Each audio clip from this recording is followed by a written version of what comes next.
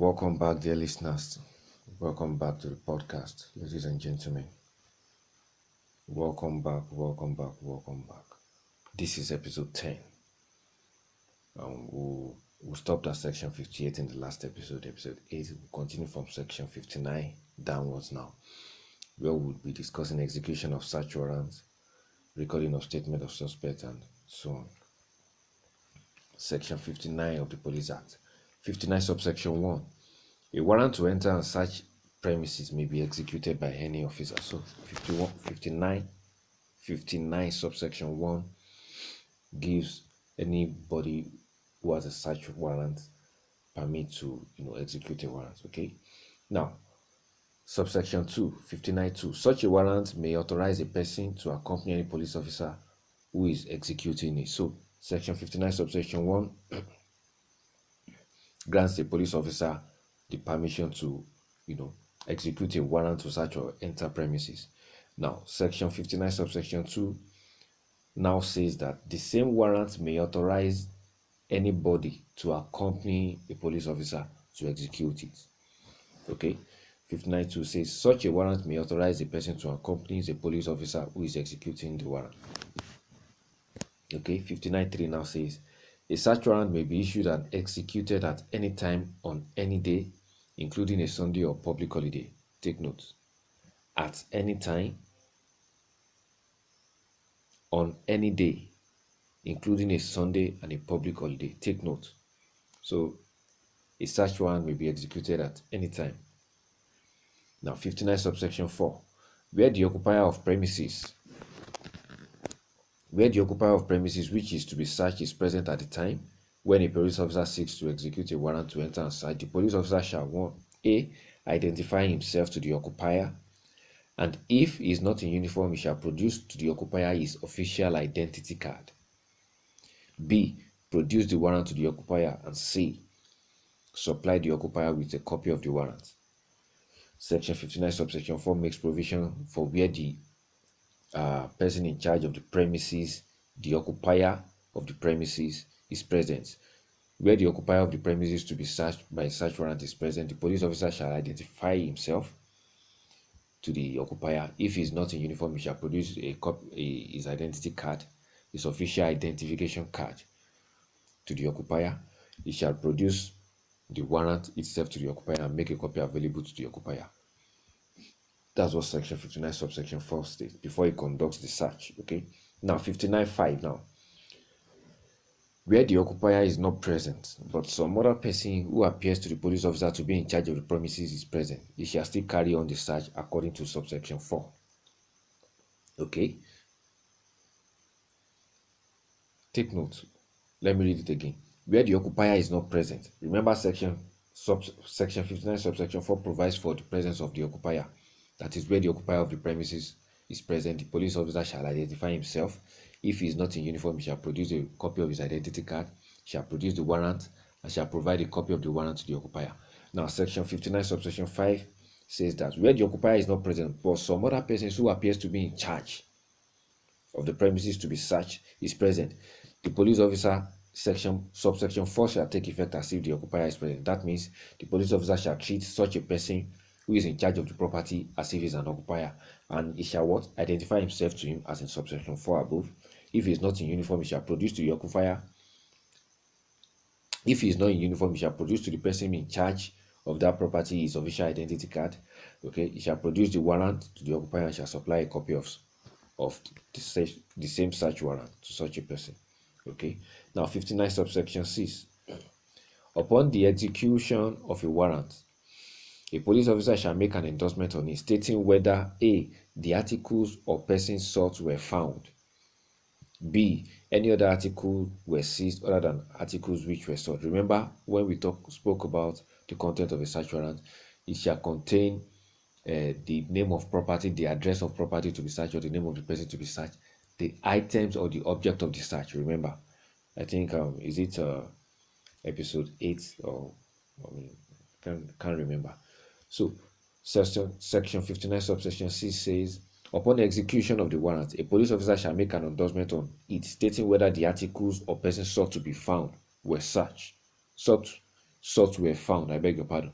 So if the warrant was to search for, say, a gun or a dagger in the suspect's house or in the occupier's house, the police officer upon executing the warrant shall endorse on it whether the dagger was found or the gun was found, or where any other article that may be related to the offense is found. He has to endorse it on the warrant too. Okay, that's what section 59C is all about. Now let's go to section 60, recording of statements of the suspect. Now 60 subsection 1. Where a suspect is arrested on allegation of having committed an offense, his statement shall be taken if he so wishes to make a statement. Take note. If he so wishes to make a statement. I beg your pardon. Let me read it again. Section 60 subsection 1 of the Police Act. Where a suspect is arrested on allegation of having committed an offense, his statement shall be taken if he so wishes to make a statement. So it's not compulsory to make a statement. Now let's go to subsection 2. Subsection 2, 60 subsection 2 says, the statement may be taken in the presence of a legal practitioner of his choice, or where he has no legal practitioner of his choice, in the presence of an officer of the Legal Aid Council of Nigeria, or an officer of a civil society organization, or a justice of peace, or any other person of his choice, provided that the legal practitioner or any other person mentioned in this subsection shall not interfere while the suspect is making a statement, except for the purpose of discharging his duty as a legal practitioner.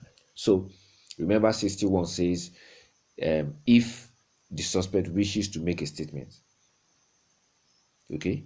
If he wishes to make a statement. Now, 60 subsection 2 is now saying, if he wishes to make a statement, the statement may be taken in the presence of a legal practitioner of his choice, where there is no legal practitioner, an officer of the Legal Aid Council, or an official of a civil society organization, or a justice of peace, or any other person, as far as such a person does not interfere in the process of making the statement, except where the legal practitioner does that for the sake of what?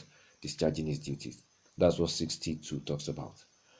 Now, 60 subsection 3. Where a suspect does not understand or speak or write in English language, an interpreter shall record and read over the statement to the suspect to his understanding, and the suspect shall then endorse the statement as having been made by him, and the interpreter shall attest to the making of the statement. So, for illiterates, this is just a provision for illiterates. Okay, where a suspect does not understand, speak, or write English language, an interpreter shall be provided. So, the interpreter shall record and read over the statement to the suspect to his understanding, and the suspect shall endorse. Having understood the statement, he shall endorse the statement as having been made by him. Okay. Now, 60 subsection 4. The interpreter shall endorse his own name, address, occupation, designation, or other particulars of the statement. Okay. And then subsection 5. The suspect referred to subsection 1 shall also endorse the statement with his full particulars. Okay. Now, 61. I think we already treated 61. Where 61 is just refusal to give name and residence. Now, 61 subsection 1, I beg your pardon. Where a suspect who, in the presence of a police officer, has committed or has been accused of committing an offense triable summarily, refuses on demand of the police officer to give his name or residential address, or gives a name or residential address which the officer has reason to believe to be false, he may be arrested by the officer in order that his name or residential address may be ascertained. We already discussed that, I think. Now, 61 subsection 2. Where the true name and residential address of the suspect has been ascertained, he shall be released on his entry of recognizance with or without surety to appear before a magistrate, blah, blah, blah, blah, blah, blah. Okay.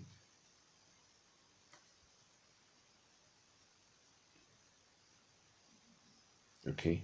Now, let's go to summons. Let's just go to summons. Section 65. Section 65. Okay. Summons. Any summons lawfully issued by a court may be served by any police officer at any time during the hours of daylight between 6 a.m. to 6 p.m. Take note. Okay, now what is a summon actually? A summon is a court order directing a particularly named person to appear before you. Okay, for whatever purpose. A summons is an order of the court, okay, directing, you know, a named person, a person named in the, summon, to appear before him. Okay, so any summons lawfully issued by a court, any summons lawfully issued by a court, I'm reading section 65 of the Police Act. Any summons lawfully issued by a court may be served by any police officer at any time during the hours of daylight, take note, which is between 6 a.m. to 6 p.m. Okay, take note. Now, the police has powers to prosecute too. Section 66, subject to the provision of Section 174 and 211 of the Constitution and Section 106 of the ACJA, Administration of Criminal Justice Act, which relates to the powers of the Attorney General of the Federation and of a state to institute, take over and continue or discontinue criminal proceedings against any person before any court of law in Nigeria. A police officer who is a legal practitioner, take note, may prosecute in person before any court whether or not the information or complaint is laid in his name. Take note. Police they can prosecute too. Okay. Section 66(2). A police officer may, subject to the provision of the relevant criminal procedure laws in force at the federal or state level, prosecute before the court those offenses which non-qualified legal practitioners can prosecute. Okay, they can prosecute. 66 subsection 3. There shall be assigned to every police division at least one police officer, A, who is qualified to practice as legal practitioner in accordance with the Legal Practitioners Act, and B, whose responsibility is to promote human rights compliance by officers of the division. Okay, I wouldn't love to discuss section 67. It's simply talking about the establishment of Central Criminal Record Registry. 67 subsection 1 says, there shall be established at the Nigerian Police a Central Criminal Record Registry. That's just like a database to record criminal records. Okay, there shall be established in Nigeria at the Nigerian Police a Central Criminal Records Registry. Okay, blah blah blah. 67(2). For the purpose of subsection 1, there shall be established at every state police command a criminal records registry, which shall keep and transmit all records to the Central Criminal Record Registry. Okay, there are state police commands.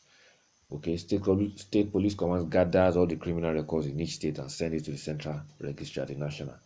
Okay. 67 subsection 3. The state and federal capital territory police command.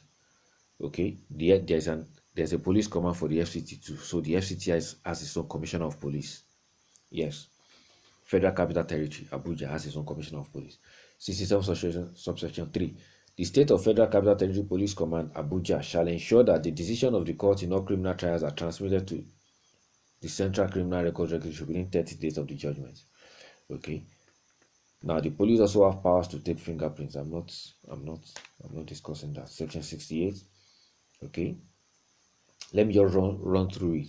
68 subsection 1. A police officer shall take and record for the purpose of identification the measurements, photograph, and fingerprint impressions of all persons who may be in lawful custody. Okay. 68 subsection 2. Where a person who has not previously been convicted of any criminal offense is discharged and acquitted by a court, all records relating to such measurements, photographs, and fingerprint impression, including the document of acquittal or discharge, shall be stored in a retrievable form and handed over to such person upon request. 68(3). A police officer shall apply to a court to compel any person in lawful custody who refuses to submit to the taking and recording of his measurements, photographs, or fingerprint impressions to submit himself. Blah blah blah. Okay. Section 69. To police to report to supervising magistrate. Okay, I wouldn't love us to. Okay, section 70. Chief magistrate to visit police station every month. Of course, every magistrate should visit police station every month. Okay, I don't feel like discussing that, but let me just run through section 70. 70 subsection 1. The chief magistrate, or where there is no chief magistrate within the police division, any magistrate designated by the chief judge for that purpose shall at least every month conduct an inspection of police stations or other places of detention within its territorial jurisdiction other than the prison. Okay. 70 subsection 2. During a visit, the magistrate may A. Call for and inspect the records of arrest. B. Direct the arraignment of a suspect. C. Where bail has been refused, grant bail to any suspect where appropriate, if the offense for which the suspect is held is within jurisdiction of the magistrate. 70 subsection 3. An officer in charge of a police station or an official in charge of an agency authorized to make an arrest shall make available to the visiting chief magistrate or designated magistrate exercising his powers under the section 1A full records of arrest and record of bail, application and decisions on bail made within the period, and any other facility the magistrate requires to exercise his powers under the subsection. 70 subsection 4 now. With respect to other federal government agency authorized to make arrest, the High Court having jurisdiction shall visit such detention facilities for the purpose provided in this section. Then subsection 5. Where there is a default by an officer in charge of a police station or an official in charge of an agency authorized to make arrest to comply with the provision of subsection 3, the default shall be treated as a misconduct and shall be dealt with blah blah blah blah blah. Okay, that's fine. All right, I think we can round up this episode, and then in the next episode we start from section 71, general authority to issue warrants, and we'll proceed to forms and requisites of warrants of arrest. Okay, thank you very much for staying with us. Join us in the next episode.